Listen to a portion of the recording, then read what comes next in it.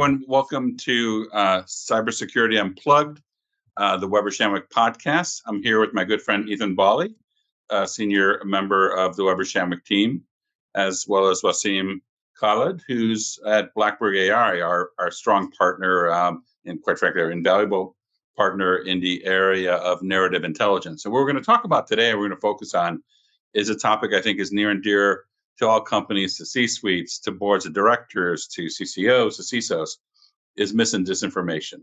Having a bigger, I think it's always had a big impact. I think people are more aware of the impact that's happening, and in part because of the kind of work that we're doing with Blackbird.AI and the kind of work we're bringing to our clients.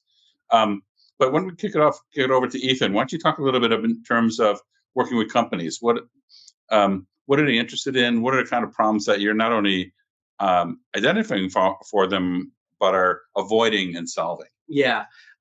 Thanks, Peter. I would say that actually the whole conversation really starts with like what the problem is and the language that's being used to describe the problem, right? So, we actually break it down into two kind of, common scenarios or use cases. One is, on the side when there's kind of a true disinformation attack, there's a clear or relatively clear motive and some kind of near-term harm. It feels more like a crisis. And, often there's a false narrative just made out of whole cloth, as part of that. The second scenario that's a little bit more ambiguous and possibly more common in some ways, we call it a counter narrative, which is more kind of like a loosely coordinated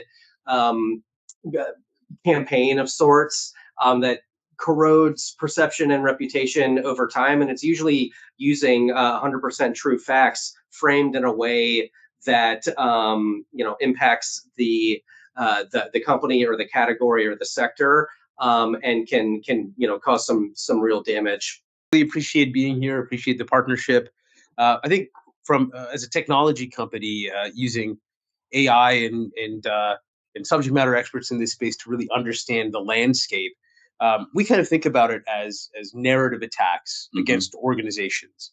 And what I mean by narrative attack, the way we think about it from a quantitative perspective, is any kind of activity that shapes perception about a person, a place, a thing. A thing could be a policy or a product. How is that perception being manipulated? And so we think about these as narrative attacks, and we've seen these narrative attacks causing massive financial and reputational harm. And these things can be there's a lot of different entry points to this type of attack. So there's geopolitical aspects to this. There's insider trading, there's cyber and threat intel, and there's financial market manipulation and impact. And so these narrative attacks are very wide ranging and diverse, and the tradecraft and the threat actors that perpetrate these types of attacks have been getting much better at what they do. And of course, we have generative AI also fueling a lot of the acceleration in how easy those attacks are to perpetrate and conduct. And so it's on the rise. So if you're a CEO, a CISO, a board member, general counsel, who should own this, and what should they be doing?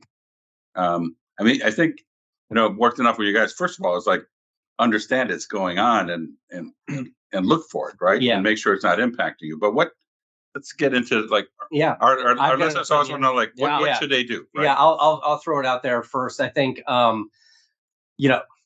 it's at the end of the day, it's a kind of whole of enterprise, if you will, effort. I mean, cybersecurity and finance and investor relations, comms obviously has a leadership role to play in these. I think any of these different functions can be a leader or a convener within the C-suite, but like these are like very material risks with real damage to, yes, financial statements, but also sometimes your people, certainly your reputation and all this kind of stuff. So it has to be taken seriously. We've seen, board level initiatives starting to come up. So that cohort is in tune, and it's such a multidimensional problem. You really have to have senior people across different functions to kind of like start having a shared understanding of the problem, like we were just talking about, and then getting into the solves. I don't know what your take is, Wasim.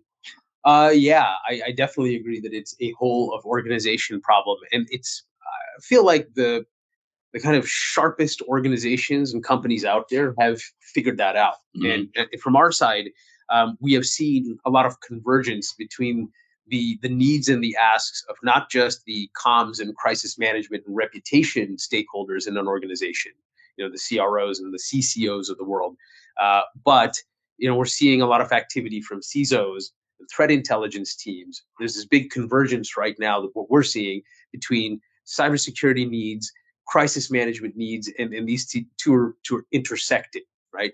Beyond that, if you look across the entire C-suite, whether you're investor relations or whether you're a COO, whether you're a CMO, like every single organization or every single organizational leader and team can be impacted by a narrative attack because of the broad range of attacks that it can create or the risks that it can create. So there has been historically in Weber and Blackbird. Well, let's be real here. We were first to market with a partnership like this. We've been doing this for a while, and we were a bit early. And we've all seen more stakeholders become far more interested in this attack surface. But in the early days, you had a lot of people just pointing at the other stakeholder. Oh, maybe it's social media over here, and that belongs in the CMO bucket. Oh, it's not dark web, so it doesn't belong in the CISO's bucket.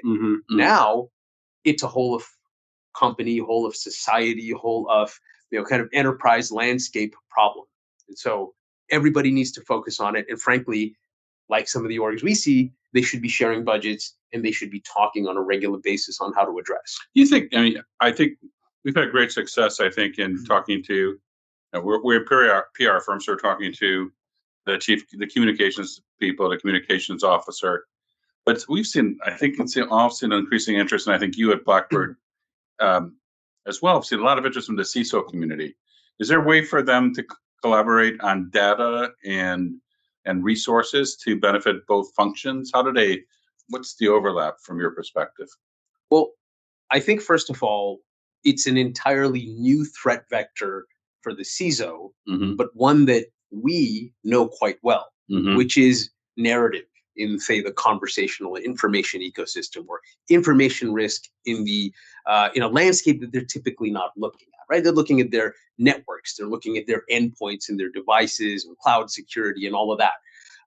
But now that they're realizing that, hey, we can get this kind of an attack, we can get people manipulating the human element in our organization, or weaponizing our people, or creating these kinds of risks that we have no oversight on. They're trying to understand how to better get signal out of that so they can kind of aggregate it up to the risk that they're facing as an organization. Now, I have been posing this question to a lot of CISOs lately, and it's getting very different results from what we kind of used to do. What we used to do is we used to go out there and go, hey, are you guys worried about disinformation and misinformation? And inevitably they would go, no, like that's probably a social media team. Yeah. Maybe there's someone out there who's doing marketing that's already doing that. Right. Okay. Well, now, what I've been asking, I've probably talked to about 100 CISOs in the last 3 months. And I was with CISOs of a couple of energy companies. And now I just say this to everybody. I asked them, okay, what is something that would harm your organization more or concern your security team? Would it be a breach or an attack where real data is exfiltrated? This happened. The breach happened, but nobody really knows about it. Your team knows about it, but nobody in the outside world really knows about it. That's the first scenario. Second scenario is a fabricated breach. Okay, someone has created a bunch of files, maybe that looks like credit card data, whatever it might be, and they're deliberately driving a narrative attack, the kind we're used to seeing, but it's about company X has been breached, and everybody knows about it. Yep. So you've got a breach that never occurred, but everyone thinks it happened. I've not talked to a CISO lately that doesn't say that second one is the one that is going to cause us some real totally problems. Yeah, can I jump off on that too? Because back to your question also, on the collaboration and finger pointing and whatever, it's complicated. Operationally, it's kind of novel to pretty much the whole enterprise, but it's real. And the other piece of it is that it is also a data and a technology problem, and it's also a social, emotional, and behavioral science problem too. And so you have to have different people with different expertises who can actually kind of understand, how these narratives percolate in the world, why people are motivated to share one thing versus another one. It dovetails with social engineering and some of that kind of stuff from a cyber perspective, but it's also about, reputation and perception and the kind of cognitive processes that people or groups have in just making sense out of the world. And if you don't have both that kind of social emotional capability on the team as well as the data, you're kind of missing. You're never going to really solve the problem. You have to have both pieces of the puzzle. Yeah. So I guess 10 seconds or less. What should all CISOs, all chief communication officers, be doing right now? Well, they have to actually fill their intelligence gaps around narrative attacks and narrative risk, and be able to merge that into the rest of the aggregated risk that the company actually faces. And they're going to need to deploy technologies and know how to do so.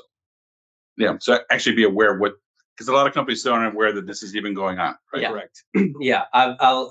My pitch on that would be to basically, take out whatever scenario planning that you've done and put this lens on it, because you're going to ask a bunch of different questions about what risks are actually exist, what your true vulnerabilities are. You're going to bring really creative people into the room like Wasim and maybe me to help you kind of red team out, like, okay, what could actually happen? How could these vulnerabilities be twisted into some kind of narrative attack? And then you're also going to need to put the lens of generative AI on it and say, okay, cool. And so it's not just that there's a fake tweet out there, but it's like, there's a multimodal attack on you that has video, imagery, audio, you name it. What would we do about it? Are we set up to deal with that? What would the effects be? Very few companies have, I think, done this in a methodical way yet. Starting to see some traction on that, but it's gonna get really hairy really fast. The amount of innovation that's coming out of the generative AI space is completely insane, and it's presenting a lot of risks that I don't think has been accounted for. One of the things we're also doing on, to demonstrate this better to a CISO, kind of meeting them where they already live, is working on tabletop exercises, which traditionally, as a technology company, we haven't really done. Basically, gone straight from demos to trying to deploy platforms. But essentially, what you were saying is building out these kind of war games, essentially, and showing them art of the possible on the threat actor side really does open them up and gets them to understand that kind of question that every CISO and security team asks themselves, like, where are my intelligence gaps? Like, where is that next hit coming from that could be a company killer?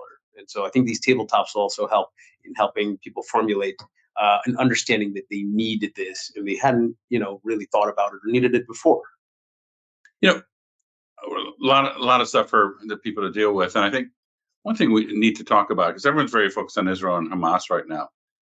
And this kind of work comes out of the intelligence, out of geopolitical risk, right? That's where it all started.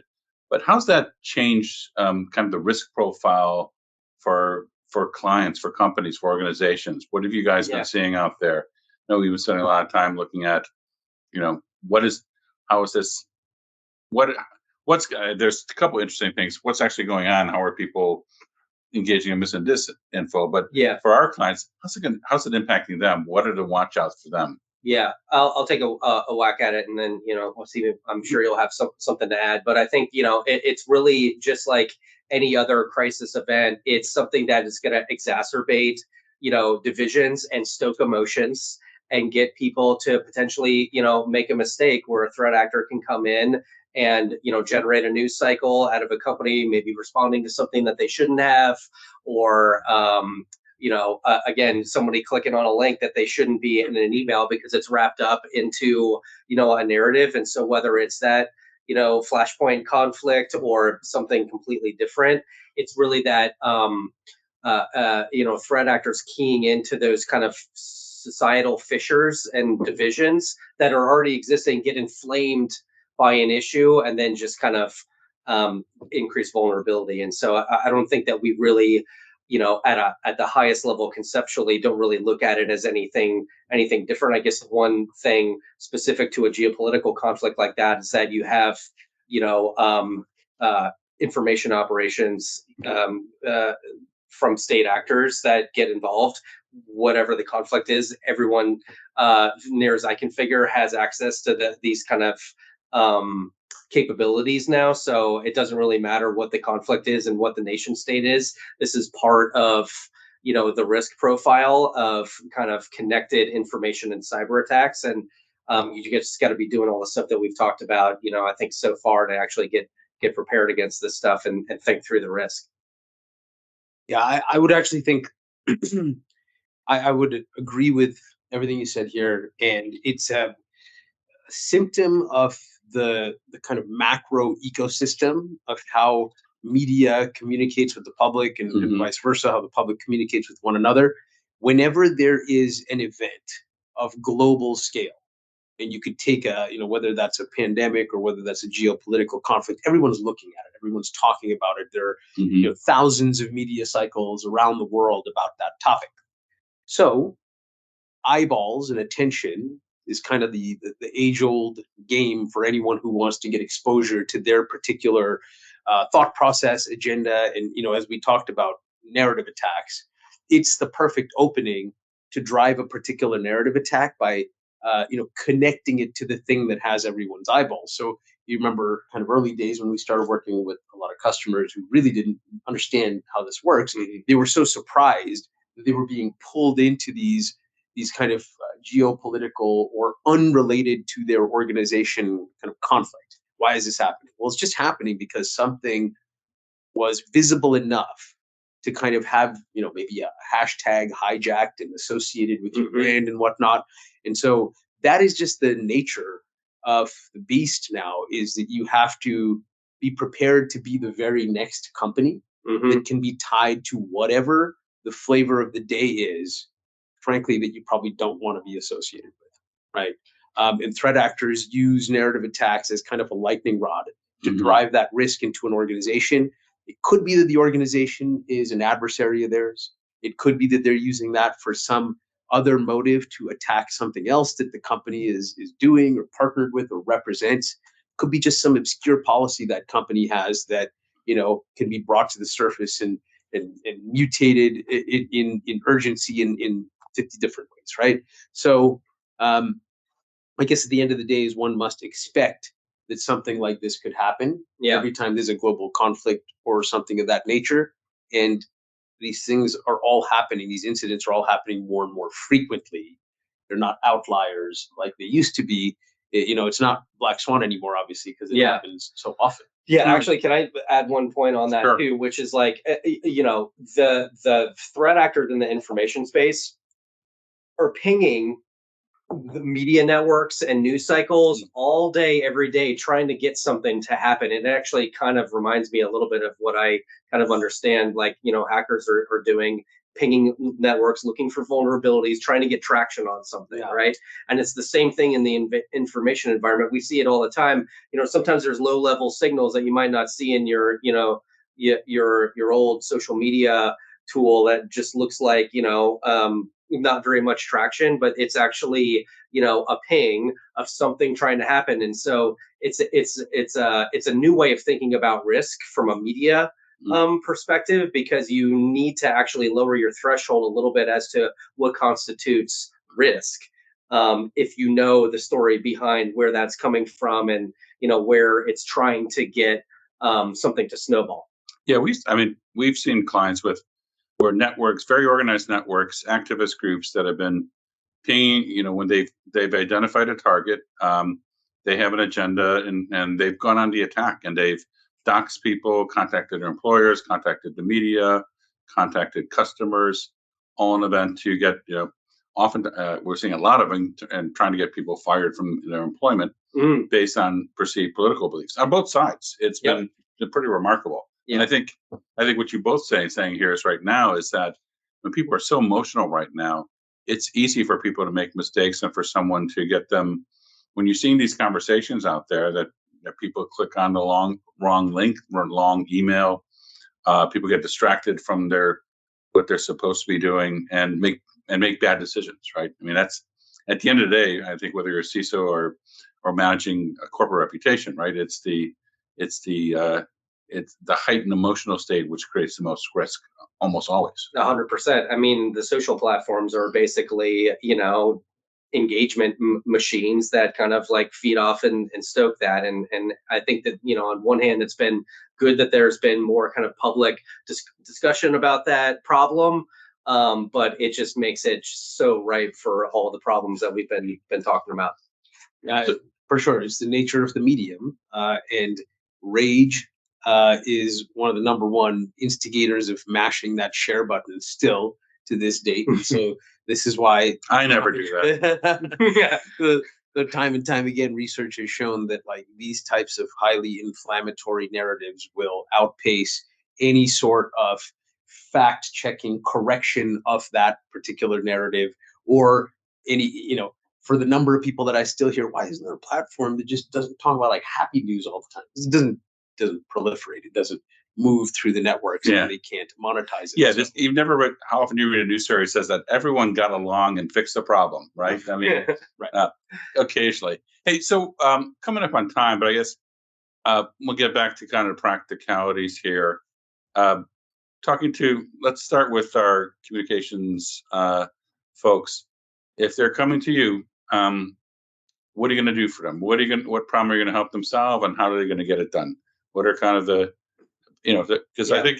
I think we talk to people a lot about this, and more people are getting on board and are understanding the risks and addressing the risks, and everyone who's has adopted this approach sees the value in it. But how do we, for those the uninitiated, how do they get started?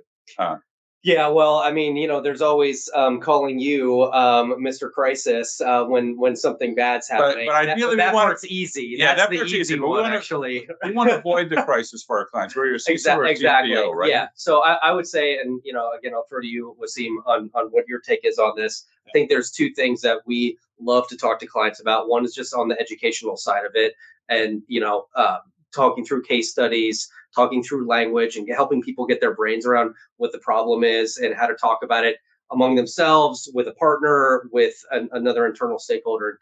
We've done lots of that stuff. Health checks are really levels. Health checks are really resonating with folks, don't they? Exactly. And then there's the application of that, right? Just like simple audits that again bring this kind of data, this kind of way of thinking to, it could be a marketing program, it could be an ESG initiative, it could be, financial communications, any number of different things. That kind of, as we call it, health check or threat check, depending on how you want to think about it, is a great place to start.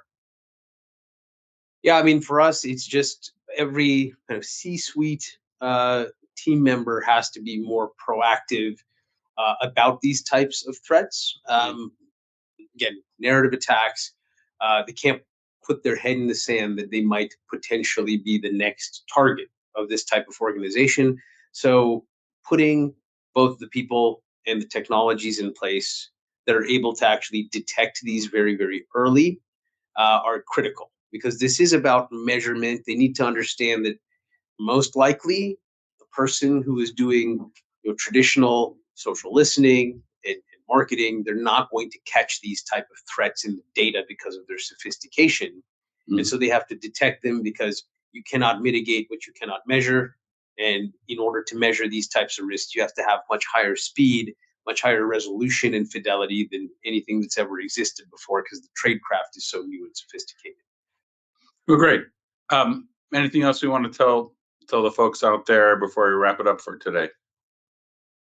Other than I recommend everyone meditate every morning before getting to workplace. But yeah, I beyond mean, it's definitely stressful. But I just think just the bringing humility to the job and saying, hey, this can happen to me, and engaging with it. It's hard to admit. It's hard to take the step. Sometimes it's saying that actually this is a new part of the problem of day-to-day life that I have to deal with. I mean, it's kind of emotional, because it's just reality is kind of breaking down at some level, and so it can really be hard for people to take it on board and say, I don't have a disinformation problem, and this is just for the fringe and the margins, and I think we're probably immune for that. I think that bringing a little humility to the table is a really healthy thing. Yeah, I guess you mentioned reality breaking down, right? So that's I suppose a good thing to just click into for a second. We're about to enter 2024 here. We're going to have a massive number of overlapping, highly polarizing uh, areas of conflict around the world, right? And so I guess all I would say is organizations around the world should really kind of brace for much higher levels of risk than they've seen in the last few years and this year, right? Because what we're about to see is, you know, 10x, 50x, 100x what we've seen. And let's not forget some of these generative AI tools are going to continue to release more sophisticated tools every quarter. So everything is on like, very high speed, right? In terms of potentially getting worse. And so there needs to be defenses in place. Yeah. Well, thanks for joining us. Look, everyone got to understand what these risks are. They're new. We didn't see them 5 years ago. We can now, and you applying these tools can avoid you from being blindsided and develop smarter strategies to, protect the integrity of the organization as well as your reputation. I want to thank Wasim, Ethan joining me today on Weber Shandwick's Cybersecurity Unplugged, and look forward to seeing everyone very soon. All right, Thanks, everybody. Yeah, thank you. Yeah, thanks.